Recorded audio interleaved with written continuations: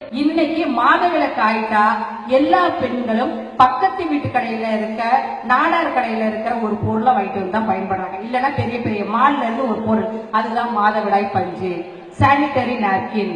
நீங்க கேட்கலாம், அதுல என்ன கெடுதல் இருக்கு? பெரிய கெடுதல் இருக்குங்க.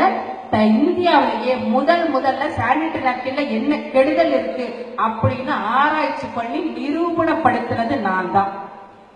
டிசம்பர் 16ஆம் தேதி கோயம்புத்தூர்ல பூப்புங்கிற நிகழ்ச்சி அப்ப இதுல என்ன இருக்குதுன்னு டீடைலா இந்த உள்ள என்ன மெட்டீரியல் பண்றாங்க, இதனால என்ன கெடுதல் வந்துச்சு, ஏன் என் பெண்களுக்கு கெடுதல் வந்துச்சு நிரூபியப்படுத்தியது 2016 டிசம்பர்ல கோயம்புத்தூர் நடந்த நிகழ்ச்சியில நான் தான் பண்ணேன். எனக்கு இதுக்கு நிறைய மிரட்டல்கள் வந்துச்சு, இதை எப்படி நீ சொல்லலாம்.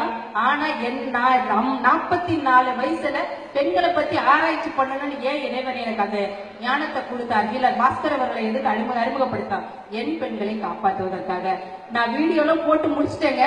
பெண்களுக்கு பிரச்சனை ஹார்மோன் தான் காரணம்னு இப்ப நான் சொன்னது. ஆனா இந்த ஒரு விஷயம் தெரிஞ்சோன்னா உடம்பெல்லாம் பதறிச்சு. ஏன் தெரியுங்களா பதறிச்சு? ஒருத்தர் ஒரு ட்ரஸ்ட் வச்சு நடத்திட்டு இருக்கார். அவர் நான் ஒரு நிறுவனத்துல வேலை செஞ்சுட்டு இருக்கேன். இன்னமும் மகளிர் பெண்களுக்கு பயிற்சி தரும், தொழில் பயிற்சிகள் தரும் நிறுவனத்துல வேலை பார்த்துட்டு இருக்கேன். அப்ப அவரு கேட்டாரு, நான் ஒரு ட்ரஸ்ட் வச்சு நடத்திட்டு இருக்கேன், என்ஜிஓ, என்னோட பெண்களுக்கு எல்லாம் பயிற்சி கொடுங்கனாரு. நாங்க காலங்காலமா 2008ல இருந்து சானிட்டரி நாப்கின் பயிற்சி கொடுத்துட்டு இருக்கோம். நீங்க தான் இந்தியா முழுக்க போய் போடுறீங்க, நீங்க நாங்க பியூர் காட்டன்ல நாப்கின் செய்யறோம், அதை நீங்க உங்க பெண்களுக்கு பயிற்சி கொடுங்க. உடனே அந்த சகோதரர் சொன்னார், அம்மா இருக்கிறதே அங்கதான் பிரச்சனை. நான் பிரகதி மைதான் எல்லாருக்கும் தெரிஞ்சிருக்கும், டெல்லியில அங்க ஒரு ட்ரேட் ஃபேர் நடந்துச்சு, அங்க போயிருந்தேன். அப்ப மான்சாண்டோ நிறுவனம், யுஎஸ்ல இருந்து மான்சாண்டோ நிறுவனம், அது உங்க எல்லாருக்கும் தெரியும், பீட்டி கத்திரிக்காயை அமல்படுத்த வேண்டும்னு சொல்லி ஒத்த காலில் நின்றவங்கள ஓடி ஓடி நம்ம விரட்டணும், அந்த மான்சாண்டோ நிறுவனம். அவரு சொன்னாராம், இங்க பாருங்க, நீங்க நாங்க இன்ட்ரோடியூஸ் பண்ணணும் நினைச்ச அந்த ஜெனட்டிக்கலி மாடிஃபைடு ஜிஎம் மரபணு மாற்றப்பட்ட கத்திரிக்காயை வேணா நீங்க ஓட ஓட விரட்டி இருக்கலாம், ஆனா உங்க இந்திய பெண்களை காப்பாற்ற முடியாது. பெண்மை எங்க ஆரம்பிக்குதோ அங்க நாங்க ஆப்பு வச்சுட்டோம். என்னடா அப்படின்னு சொன்ன எனக்கு இந்த வார்த்தை சொன்னோட உடம்பெல்லாம் ஆடிச்சு. நீங்க நம்ப மாட்டீங்க, அந்த நிமிடம் நான் அடைந்த வேதனை இதுவரைக்கும் என்னோட 45, இப்ப எனக்கு 49, எனக்கு தெரிஞ்சது 48 வயசுல, 48 வயசு வரைக்கும் இப்படி ஒரு வேதனை அடைஞ்சது இல்ல. எங்கடா வச்சிருக்கா பெண்மை, எங்க ஆரம்பிக்குது, பிறப்புறுப்பு பகுதியில எதை கொண்டு போயிச்சாங்க, சானிட்டரி நாப்கின். அன்னைக்கு ஆரம்பிச்சேங்க. என்ன அதுல இருந்து தெரிய வந்துச்சு அப்படின்னா, மேல வச்சிருக்கிறது டீடைல்டா சொல்ல இந்த வகுப்பு இந்த இடம் நேரம் இல்ல. மேல வச்சிருக்கிறது ஒரு பிளாஸ்டிக் சீட். தொடர்ந்து பிளாஸ்டிக் என்ன செய்கிறது நமக்கு தெரியும். கம்ப்ளீட்லி பிளாஸ்டிக்ல நான் ஓவன்ற ஒரு மெட்டீரியல் அதுல வச்சிருக்காங்க. கீழே இருக்கிறதா பிரச்சனை என்னன்னா, உள்ள அந்த திரவத்தை உறிந்து கொள்ளும் ஒரு பொருள் உட்பல்புங்கிற மரக்கூழ். இது மரத்தை தான் வெட்டி எடுத்து நல்ல பெரிய பெரிய உலையில போட்டு நிறைய கெமிக்கல்ஸ் ஊத்தி வேக வச்சு பஞ்சுங்கிற நிலைமைக்கு கொண்டு வர்றாங்க. அது பிரவுன் கலர்ல இருக்கு. இந்த பஞ்சை பிளீச் பண்றதுக்கு தான் ஒண்ணு பயன்படுத்துறாங்க, கார்பன் டை ஆக்சைடு அப்படின்ற ஒரு கெமிக்கல். அதுல இருந்து வெளிவர்றது என்ன அப்படின்னா டயாக்சின்ற ஒரு கெமிக்கல் அப்படியே நின்னுது.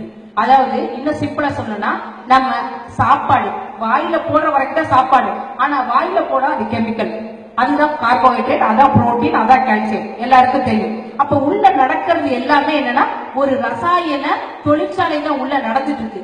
அது மூலம் வெளியேறுவதுதான் வேர்வை மூலமாகவும் சிறுநீர் மூலமாகவும் மலம் மூலமாக கழிவுகள் வெளியேறுது. கடைசியில அது என்னவா முடியுது, திரவம் காற்றாக தான் நம்ம சாப்பிடுறது எல்லாமே பிரியுது. ஒத்துக்கிறோமா இல்லையா? திரவம் காற்றாக தானே வெளியேறுது.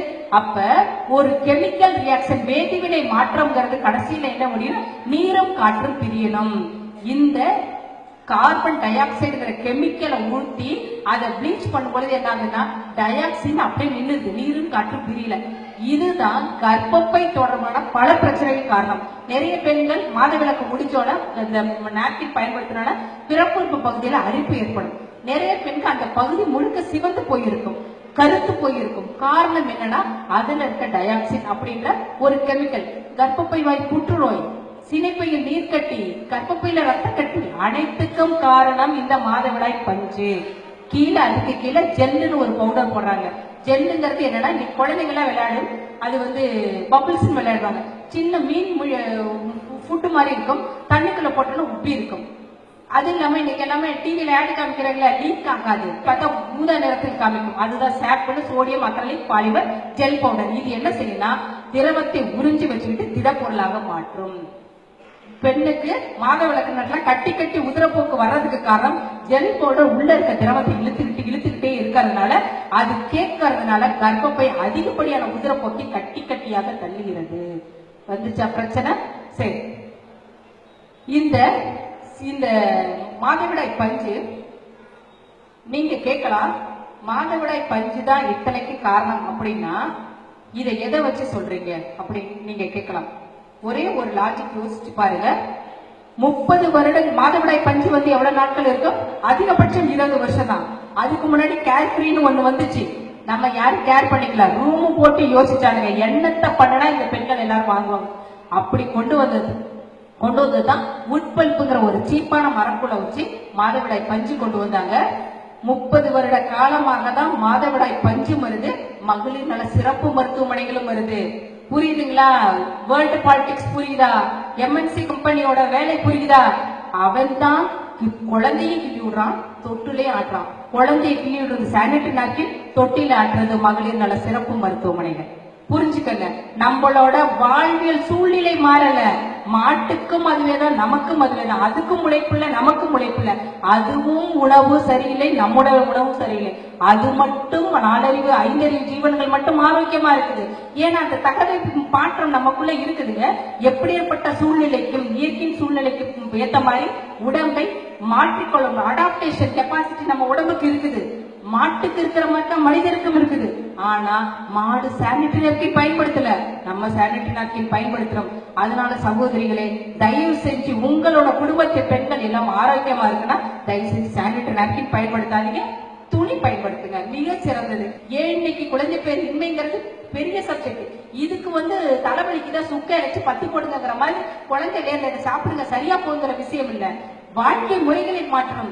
கர்ப்பப்பை ஏன் இன்னைக்கு நஞ்சானுச்சு, குழந்தை பேர் ஏன் இன்னைக்கு இவ்வளவு பெரிய தலைவிரிச்சு ஆடுது?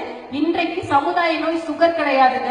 இன்னைக்கு ஓகே, இப்ப வேணா சுகர், இன்னும் 10 வருடங்களில் குழந்தை பேர் இன்மைங்கிறதா சமுதாய நோயாக வரப்போகுது. ஏன் தெரியுங்களா? நாம எல்லாம் இன்னைக்கு குழந்தைங்களுக்கு என்ன பயன்படுத்திருக்கோம்? டயாப்பர்ங்கிற ஒண்ணு பயன்படுத்துறோம். மாமி போக்க பேண்ட் இல்லையா? இந்த டயாப்பர்ல என்ன இருக்குது தெரியுமா? இதே மாதவிடாய் பஞ்சுல என்ன பயன்படுத்துறாங்களோ அதே தான் அதுலயும் இருக்கு. நீ டிசைன் தான் வேற, உள்ள இருக்கிற மேட்டர் ஒண்ணுதான். நம்ப முடியலன்னா ஒரே ஒரு விஷயம் சொல்றேன், நமக்கு நேரம் குறைவாக இருப்பதனால் இதோட சீக்கிரம் நான் அந்த மாதவிலக்குகிறத முடிச்சுக்கிறேன்.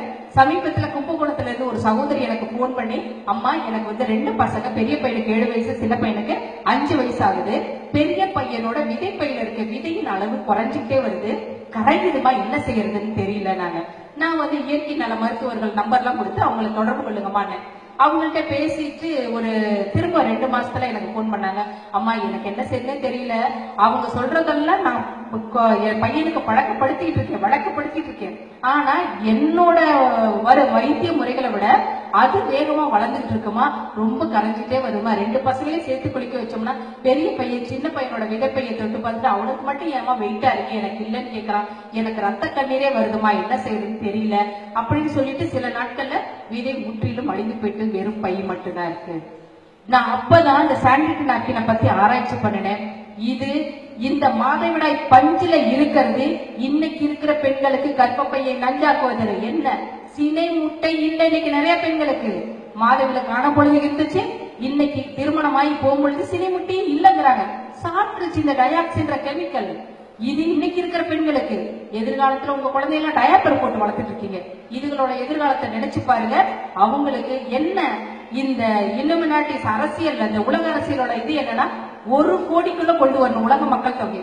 அதுக்குதான் வேக்சினேஷன், தடுப்பூசி, அதுக்குதான் டயாப்பர், அதுக்குதான் சானிட்டரி நாப்கின். இன்னைக்கு இன்னொன்னு யோசிச்சாங்க, நிறைய பேருக்கு மென்ஸ்ட்ரல் கப்புன்னு கொண்டு வந்துட்டாங்க, சிலிக்கான் கப். அது நேரா பிறப்புறுப்பு உள்ள வச்சு பஞ்செல்லாம் யூஸ் பண்ணாத, கப்பை உள்ள வைக்க திரவம் வந்தோட எடுத்து கீழே ஊத்திட்டு கழுவி யூஸ் பண்ணிக்கும். திரும்ப கொண்டு வந்துட்டு இருக்காங்க. ஏன்னா இந்த மாதவிடாய் பஞ்சு பண்ணுனா இன்னைக்கு 100 தம்பதியர்ல 40% தான் குழந்தை பேர் இல்லையா, மீதி 60% குழந்தை பேர் இருக்குதா. என்ன செய்யறதுன்னு தெரியல. ரூம் போட்டு யோசிச்சாங்க, இந்த கப்பை உள்ள கொண்டு வந்துட்டானுங்க, சிலிக்கான் கப். அது பயன்படுத்தினால் 90% குழந்தை பேர் இன்மைங்கிறத நிரந்தர நோயாக்க முடியும் அப்படின்னு முடிவு பண்ணிட்டாங்க. அதனால சகோதரிகளே, பெண்மை ஆரம்பிக்கும் இடம் எதுனா மாதவிடாய். இந்த நேரத்துல தயவு செஞ்சு கொஞ்சம் ரெஸ்ட் எடுங்க, என்ன தேய்ச்சு குளிங்க, மாதவிலக்கு நேரத்துல குளிக்காம இருங்க, துணியை பயன்படுத்துங்கள். நம்ம வீட்டுல இருக்க பழைய துணியை பயன்படுங்கள், துவைச்சு வெயில்ல காய போடுங்க, அதுதான் இயற்கையான கிருமி நாசினி. உங்கள் குழந்தைக்கு டயப்பர்